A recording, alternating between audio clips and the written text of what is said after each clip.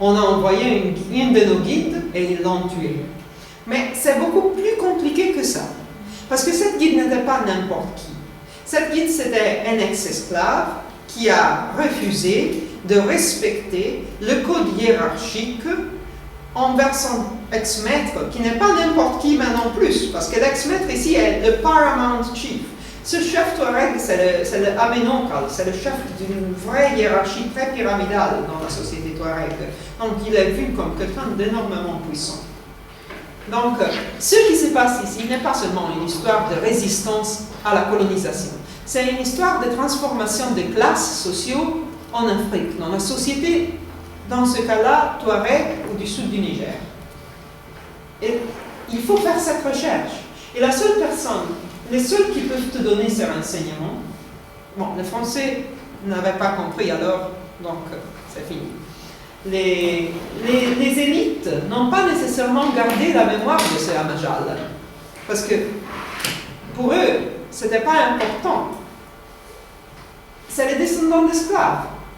Parce que c'est ces gens qui habitent dans les villages où leur grand-père était l'ami d'Amajal, le connaissait, était peut-être grandi ensemble avec lui. Pour eux, cette histoire d'Amajal est importante. C'est symbolique, premièrement. C'est peut-être beaucoup de choses se sont passées après cette décapitation.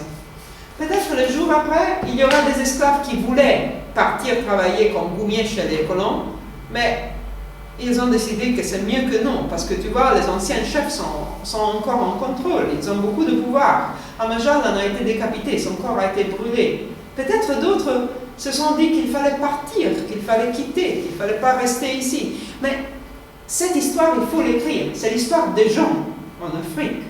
Et c'est pour ça donc qu'il est important de commencer à travailler avec ces groupes pour écrire, pour inclure leur histoire. C'est un chapitre important de l'histoire africaine.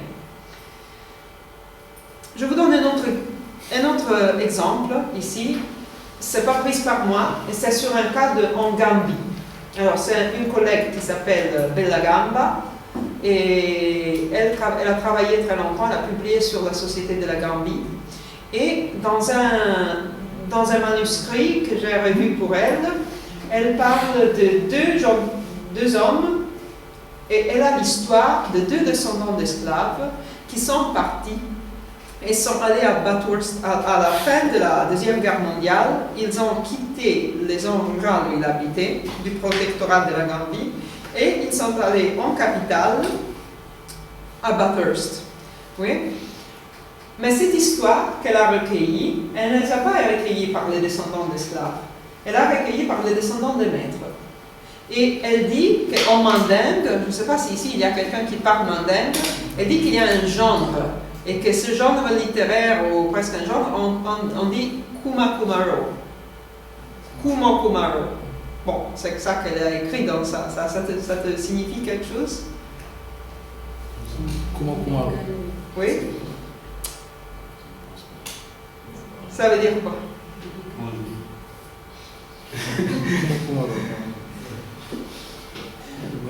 Sa façon d'expliquer ça, vous allez me dire si c'est juste, c'est presque c'est des histoires où on se moque de quelqu'un, on dit l'histoire de quelqu'un pour le réduire à rien, pour rabaisser. Oui, pour le rabaisser, exactement. Alors c'est les descendants de maîtres qui ont raconté cette histoire à Alice Bella Gamba. Alors, ils leur ont dit qu'il y avait ce monsieur qui s'appelait Fali Kebbe. Elle donne deux histoires. Un de Fali Kebbe, c'est un pseudonyme, Fali Kebbe. C'est un nom inventé, pour ne pas dire le vrai nom du monsieur. Et l'autre qui s'appelle Mamadi Kumba. C'est les deux exemples. Ici, je pris seulement Fali Kebbe. Enfin, l'histoire que Fali Kebbe, qu'on lui a racontée, c'est cette vieille dame qui dit que son grand-père lui disait qu'il avait cet esclave. Un jour, cet esclave devient arrogant, il part, il va en ville, en capitale, et il a la fortune de trouver de bons travaux. Il devient le chauffeur d'un des gouverneurs, d'un des plus importants membres de la politique locale.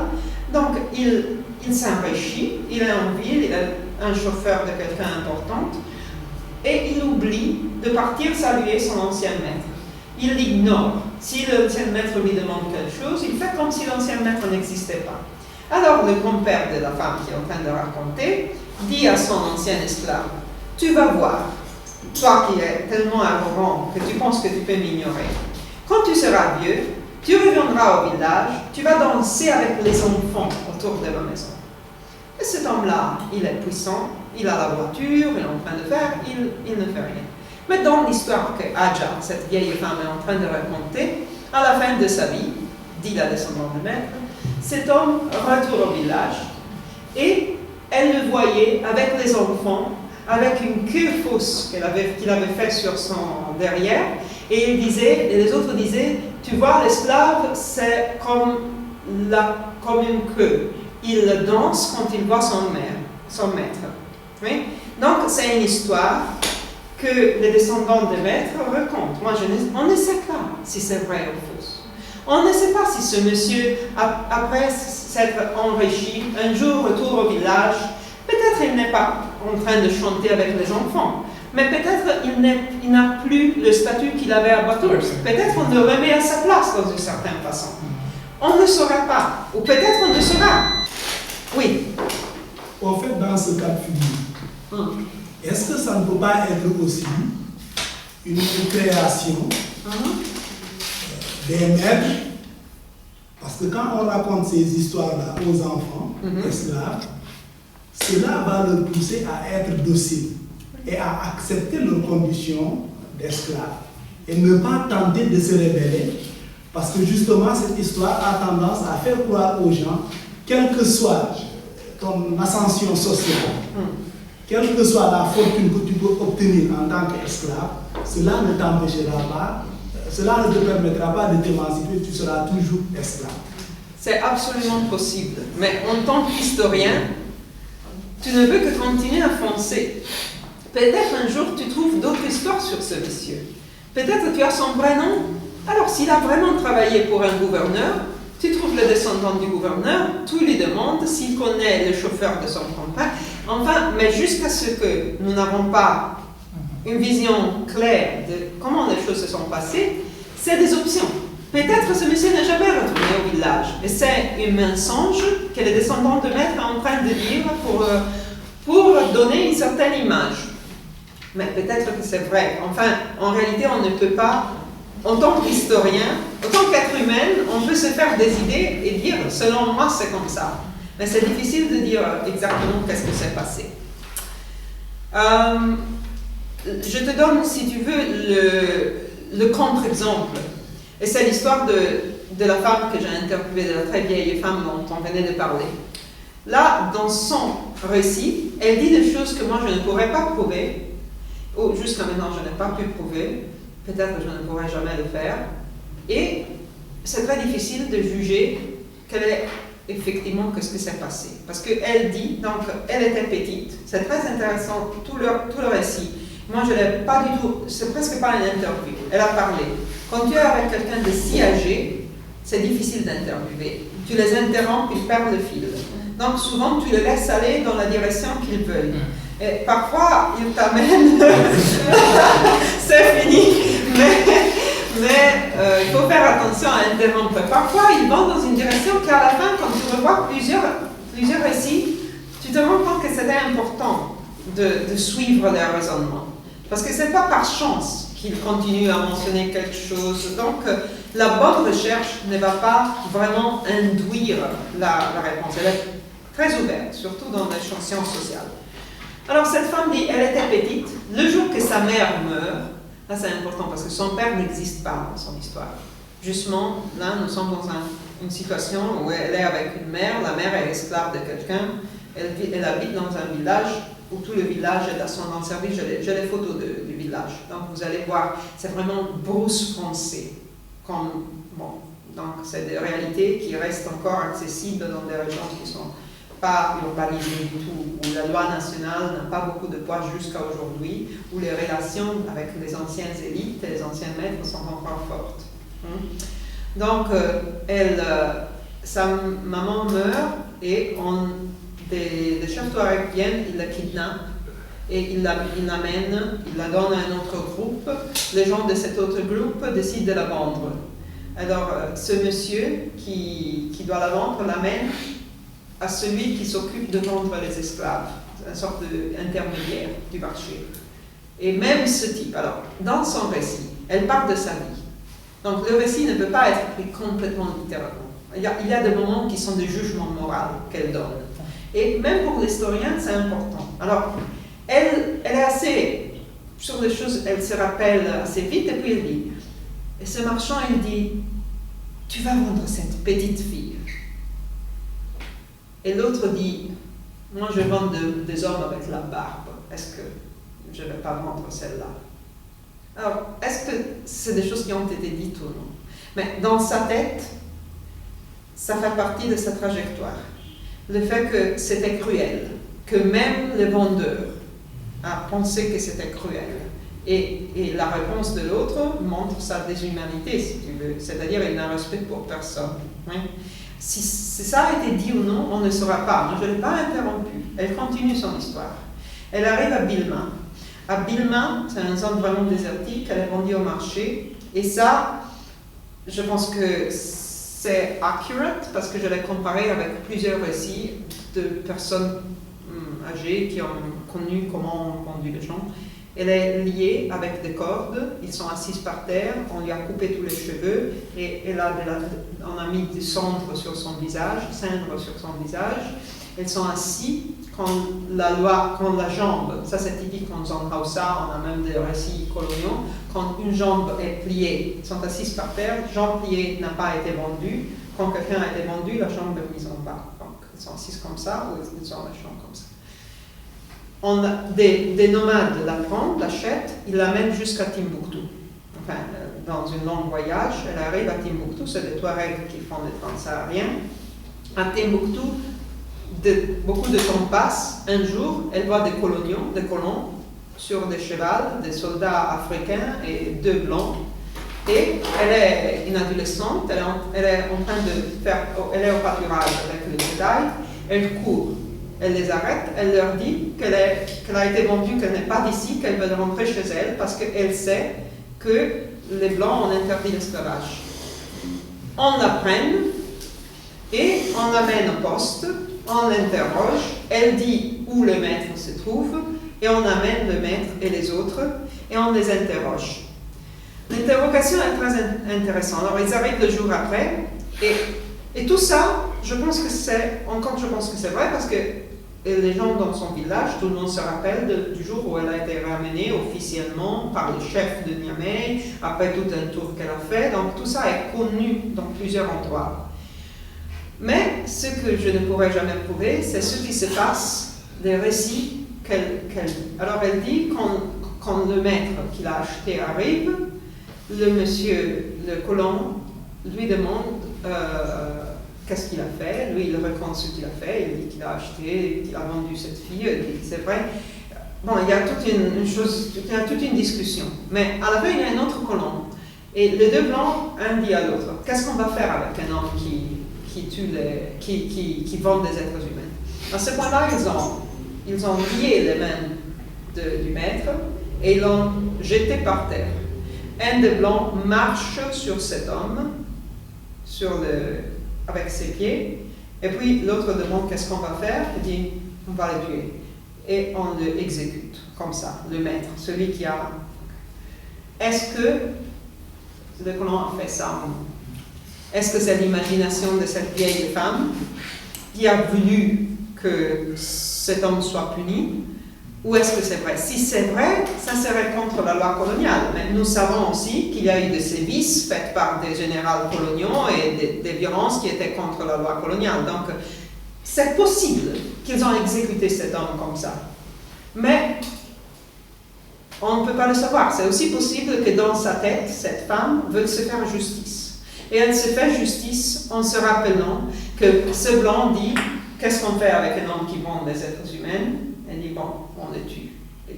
C'est comme si elle disait, il n'a pas le droit de vivre.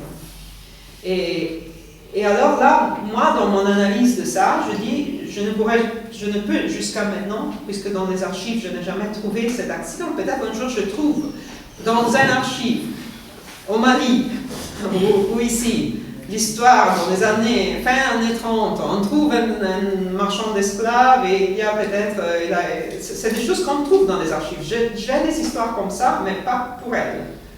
Et jusqu'à ce jour-là, je ne pourrais pas dire qu'est-ce que s'est passé exactement. Je prends son récit et c'est quand même une source historique. Oui? Pour nous, on est en train de travailler sur l'histoire de l'émancipation. Alors, peut-être je ne sais pas si ces choses se sont passées, mais ce que je sais en tant qu'historien, c'est qu'une femme qui a ce type de passé, à la fin de sa vie, accepte cette version de choses. Elle aurait pu dire, c'est injuste. Moi j'étais avec ce maître, on l'a tué. C'est quelqu'un qui a continué à croire dans certaines hiérarchies. J'ai parlé avec beaucoup de descendants d'esclaves qui étaient du côté du maître. Hein? Mais cette femme prend conscience, si tu veux, elle pense qu'elle avait un droit à être libre. Elle organise dans sa tête, dans son imaginaire, la mort sociale des maîtres. C'est vrai ou non, je ne sais pas. C'est vrai, c'est une mort réelle ou non, je ne sais pas. Mais elle a dans sa tête, elle s'est donné une réponse. Et c'est dans son récit, oui. Moi, personnellement, je doute de son histoire. Parce que si les colons parlaient en français. Oui, il y a tout ce type de questions, bien sûr. Comment elle peut savoir, comment elle peut... Oui. Comment est-ce qu'elle peut traduire dans sa tête Absolument. que les deux blancs se sont dit? Absolument. Absolument. Moi, c'est une histoire qui a beaucoup de problèmes. Mais peut-être qu'elle ne comprend pas, mais elle voit les actions. Oui, peut-être. Tu vois, on ne pourra jamais... En réalité, on ne peut pas dire qu'est-ce que s'est passé. C'est jusqu'à ce qu'on n'a pas d'autres témoignages. Alors, dans les articles, tu vois, c'est vrai que peut-être pour moi, par exemple, c'était parce que j'étais consciente de ça que j'ai choisi, il m'a fallu des années pour choisir mon assistant. Et mon assistant était quelqu'un qui avait habité dans la région pour 40 ans, mais qui n'était pas de la région. Parce que si j'avais quelqu'un qui était d'ascendance servile, ou qui était Hausa plutôt que Touareg, ou qui était d'ascendance de maître, ça aurait toujours biaisé les réponses. Parce que tu es devant quelqu'un qui te connaît.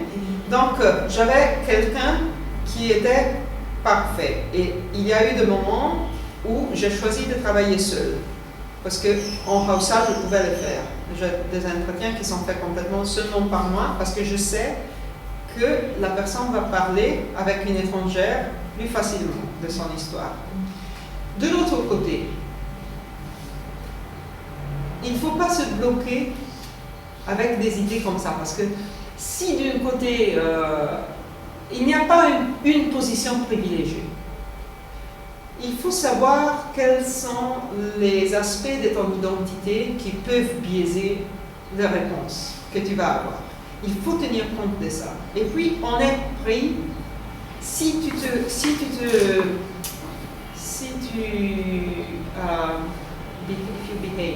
comportes avec honnêteté et intégrité, les gens vont te traiter pour ce que tu as montré que tu es. C'est difficile, c'est la recherche. Moi, je ne parle pas du type de recherche que les gens dans le développement font, qui partent 3 jours dans un village, il aurait bien évoqué l'histoire du village. Ils n'ont rien compris, on lui a dit n'importe quoi.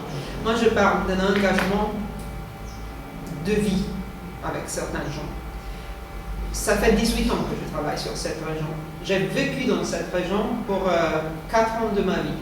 J'ai eu beaucoup de maladies. J'ai eu palud, infection au poumon et amène histolytique en même temps, et je ne quittais pas jusqu'à ce que, à ce temps-là, mon copain de Suisse est arrivé en avion, m'a pris et m'a mené à l'hôpital, parce que sinon, je n'aurais pas quitté. Et les gens de là avaient compris qu'il n'allait pas se libérer de moi facilement. C'est-à-dire, il faut se mettre en jeu. Et même si quelqu'un, elle est descendant d'un maître, et que veut faire cette recherche, même si tu es vu, si tu es perçu comme une élite, alors c'est ce que tu es. Tu vas parler avec quelqu'un d'ancien ou quelqu'un d'âgé où tu leur dis, je fais cette recherche pour ça et ça. Selon moi, c'est vraiment important. c'est très important. Si tu peux partager avec moi ton expérience, je te garantis l'anonymité. Enfin, tu es professionnel. Peut-être tu seras refusé. Mais à moi aussi, parfois, on m'a refusé. Mais pas souvent. Et j'ai commencé à faire des entretiens après avoir travaillé dans la région 2 ans. Je n'ai pas fait d'entretien formel. J'ai travaillé, j'ai fait de la recherche d'observation, j'ai pris mes notes, j'ai vu les prix, les relations, le commerce, les formes de travail, qui se mariait avec qui, généalogie, tout ça. Après, quand c'était le bon moment,